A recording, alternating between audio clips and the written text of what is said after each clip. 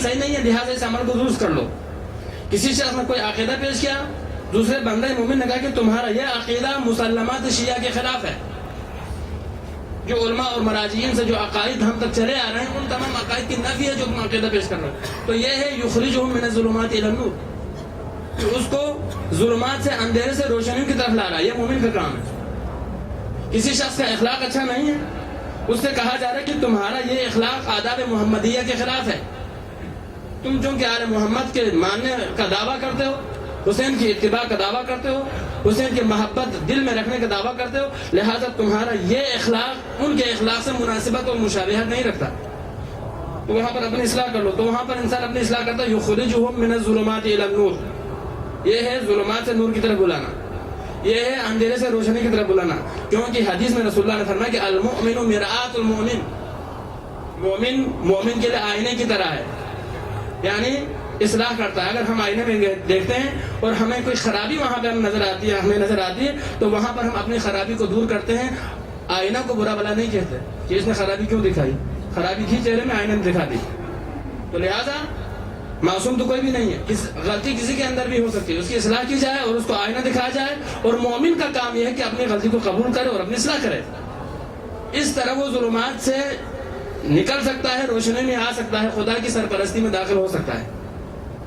لیکن جو دوسرے افراد ہیں، قرآن نے دونوں کا تذکرہ کیا ہے. والذین کفروا اولیاؤہم الطاغوت یخرجونہم من النور الی الظلمات. الٹا کام کرتے ہیں، بہت بدقسمت لوگ ہیں. اس مختصر سی دنیاوی زندگی میں الٹے کام کیے جا رہے ہیں. مومن کا تو کام ہے کہ جہل سے انسان کو علم کی طرف بلانا. یہ وہ افراد ہیں کہ جو انسان کو علمی محفل سے اٹھا کر کسی جاہلانہ محفل میں لے جاتے ہیں. کسی انسان کو ایک بہترین جگہ سے بدترین جگہ پہ لے جاتے ہیں، معرفت خدا سے دور کرتے ہیں. ہر اس محفل میں، ہر اس جگہ لے جاتے ہیں جہاں پر خدا کی ناراضگی ہے اور شیطان جہاں خوش ہوتا ہے. لہذا والذین کفروا اولیاءہم الطاغوت یخرجونہم من النور الی الظلمات.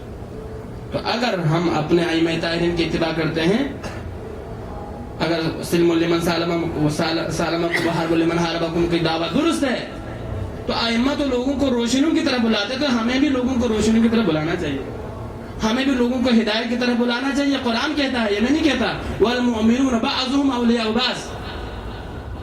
یاد رکھو، مومن ایک دوسرے کے بھائی ہیں، ایک دوسرے کے دوست ہیں. انما المؤمنون اخوہ، مومنین آپس میں بھائی ہیں. یہ تفرقات شیطانی عمل ہے، ان میں نہیں پڑھنا چاہیے. فرمایا کہ والمؤمنون بعضهم اولیاء بعض، مومن ایک دوسرے کے ولی ہیں، دوست ہیں، خیر خواہ ہیں. کیا کرتے ہیں؟ یامرون بالمعروف وینہون عن المنکر. جب وہ ایک دوسرے کے خیر خواہ ہیں تو وہ ایک دوسرے کو معروفات کی طرف بلاتے ہیں، اچھے کاموں کی طرف بلاتے ہیں اور برے کاموں سے ان کو باز رکھتے ہیں، اچھائیوں کی تلقین کرتے ہیں. یہ تو مومنین کا ایک دوسرے کے اوپر حق ہے. تو لہٰذا اگر ہم ائمہ طاہرین کی اتباع کرتے ہیں، جیسا کہ دعویٰ کرتے ہیں زیارتوں میں اور دعاؤں میں، وہ امر لامرکم متبع حرب لمن حاربکم، ان سے میری جنگ جن سے آپ کی جنگ، ان کی تو شیطان سے جنگ تھی. وہ تو لوگوں کو حق کی طرف بلاتے تھے، وہ تو امر بالمعروف کرتے تھے. اگر ہم اس دعویٰ میں سچے ہیں تو پھر ہمیں بھی امر بالمعروف کرنا چاہیے معاشرے کے اندر. یہ تو مولوی صاحب کی ذمہ داری لگاتی کہ وہی امر بالمعروف کرے گا. ہر شخص کی ذمہ داری ہے، یہ واجب کفائی ہے. یہ ہر شخص کے اوپر واجب ہے وہ اپنے گھر کی حفاظت کرے، اپنے گھر کی تربیت کرے، اپنے بچوں کی تربیت کرے. اس کے لیے مولوی کہاں سے آئے گا؟ تمام مراجعین کی یہ متفقہ یہ فتویٰ ہے اور مشترکہ فتویٰ ہے کہ وہ تمام مسائل جس میں انسان اکثر واقعی ہوتا رہتا ہے، ان مسائل کا جاننا واجب ہے.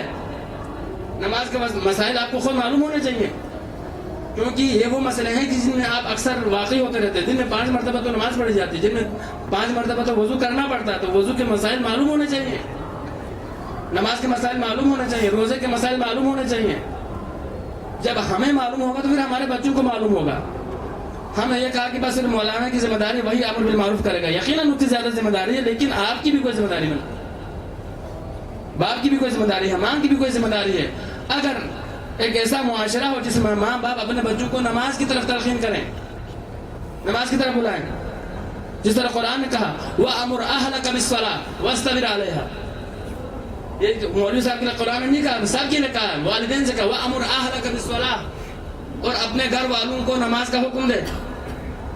ہر آدمی اپنے گھر والوں کو اقامت نماز کی طرف تاکید کرے اور تلقین کرے، وَاسْتَبِرْ عَلَيْهَا، اور اس پر سختی کرے۔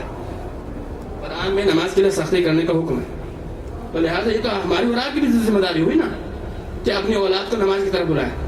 تب ہم کہہ سکتے ہیں شہدائے کربلا کی طرف مخاطب کر کے اشہد انک قد اقمت الصلاۃ، پھر آپ نے نماز قائم کی۔ وہ تو نماز قائم کر رہے ہیں اور ہمیں اقامت نماز کا پتہ ہی نہیں ہے۔ وہ خدا کی راہ میں سب کچھ قربان کر رہے ہیں، ہم اللہ کی راہ میں ایک فلس دینے کے لیے تیار نہیں، تو یہ تو بالکل برعکس معاملہ ہوا نا۔ تو لہذا دعوے کے ساتھ اگر انسان اس دعوے اور عمل میں اگر مشابہت پیدا کرے، مناسبت پیدا کرے اس دعویٰ میں اور اس عمل میں، تب انسان وہاں پر یہ کہہ سکتا ہے کہ وہ محمد والے محمد کا حقیقی مومن ہے۔ ایک دفعہ صلوات پڑھیں۔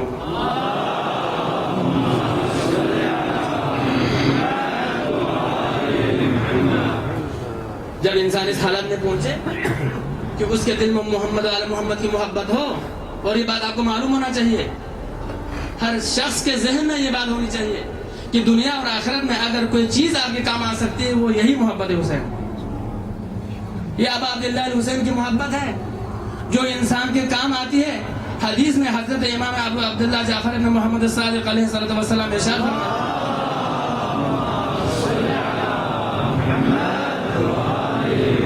بس آپ کی زحمتیں تمام کر رہا ہوں، یہ حدیث بیان کروں گا، اس کے بعد سلسلے مسائل سے متصل ہوں۔ فرمایا کہ میرے جد حسین کی محبت 5 جگہوں پر تمہارے کام آئے گی، 5 جگہوں پر ابا عبداللہ حسین کی محبت تمہارے کام آئے گی۔ سب سے پہلا مرحلہ، وہ سب ایسے مراحل ہیں جہاں پر تم مجبور ہو، تم کچھ نہیں کر سکتے، چاہے تم دنیا میں کتنی بھی طاقتور تھے، چاہے پوری دنیا پر تم حکمرانی کرتے تھے، لیکن ان میں سے ہر مرحلہ اتنا سخت اور سنگین ہے کہ ان مراحل سے تم نہیں نکل سکتے۔ لیکن اگر کسی شخص کے دل میں محبت حسینیہ موجود ہو، اگر ابا عبداللہ کی محبت اس کے دل میں موجود ہو، اور یہ محبت ایسے نہیں آتی، فرمایا امام علیہ السلام نے اس محبت کے بارے میں، اذا اراد اللہ بعبد، جب خدا کسی بندے کے بارے میں ارادہ کرے، ولا یوفین ولا یحبنا عبد ویتولانا الا حتى ویطہر اللہ قلبہ، کسی شخص کے دل میں ہم اہل بیت کی محبت نہیں آ سکتی، لیکن اس کے دل میں ہماری محبت ڈالنے سے پہلے اللہ اس کے دل کو پاکیزہ بنا دیتا ہے، پہلے دل کو پاک کرتا ہے، کیونکہ یہ پاک ہستیاں ہیں، یہ پاک شخصیات ہیں۔ اشہد انک طاہر طہر و مطہر، زیارت 40 میں ہے یہ کہ ہم گواہی دیتے ہیں آپ پاک ہیں، اور وہ جگہ بھی پاک ہو گئی جہاں پر آپ دفن ہیں، اور آپ دوسروں کو بھی پاک کرنے والے ہیں، چونکہ وہ پاکیزہ ہستیاں ہیں، تو لہٰذا اللہ اس دل کو بھی پاک کر دیتا ہے جس دل میں اللہ محمد اور محمد کی محبت کو ڈالنا چاہتا ہے۔ تو جب یہ محبت دل میں آ گئی، اس کے بعد پھر انسان کی خوش قسمتی کے سامان میسر ہیں۔ فرمایا کہ پھر جب یہ محبت اس کے دل میں ہو، 5 جگہوں پر یہ محبت انسان کے کام آتی ہے، اور وہ مراحل ہیں جہاں پر انسان کچھ نہیں کر سکتا، انسان کی کوئی طاقت نہیں چلتی، کوئی بس نہیں چلتا۔ فرمایا کہ ان میں سب سے پہلا مرحلہ جو ابا عبداللہ حسین کی محبت آپ کے کام آئے گی، جس مرحلے سے ہم سب کو گزرنا ہے، وہ موت کا مرحلہ ہے۔ فرمایا کہ عند الموت، جب موت کا وقت آتا ہے، بندہ بالکل کچھ بھی نہیں کر سکتا، وہ پریشان ہوتا ہے، جس طرح قرآن نے کہا وَالْتَفَّتِ السَّاقُ بِالسَّاقِ وَالْأَمْرُ يَوْمَئِذٍ الْمَسَاقُ، بہت زیادہ مرحلہ ہے، بہت زیادہ مشکل مرحلہ ہے۔ كَلَّا إِذَا بَلَغَتِ الْحُلْقُومَ وَأَنْتُمْ حِينَئِذٍ تَنظُرُونَ، بہت مشکل مرحلہ ہے کہ جب روح حلق تک پہنچے، انسان کا کچھ بس نہیں چلتا، سکرات موت اس کے اوپر حاوی ہو جاتے ہیں، اس وقت انسان کا کوئی بھی کام نہیں آتا، مگر حدیث میں امام جعفر صادق فرماتے ہیں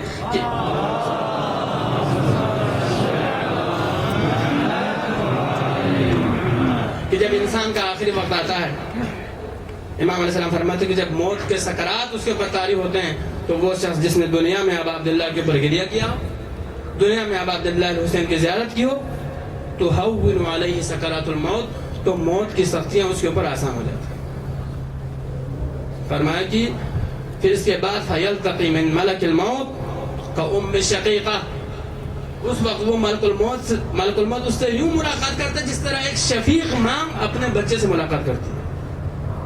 فرمایا کہ پہلا مرحلہ کہ جہاں پر ابا عبداللہ کی مصیبت انسان کے کام آتی ہے، لہٰذا اس اجر کو آپ ضائع نہ کریں، اس محبت کو ضائع نہ کریں، یہ کوئی معمولی بات نہیں ہے۔ امام جعفر صادق علیہ السلام نے ان عزاداروں کے ان تمام اعضاء و جوارح کی پر آپ نے خدا سے رحمت طلب کی جن کے ذریعے سے عزادار اب عبداللہ کی عزاداری کو برپا کرتا ہے. چند لوگ آئے عراق سے,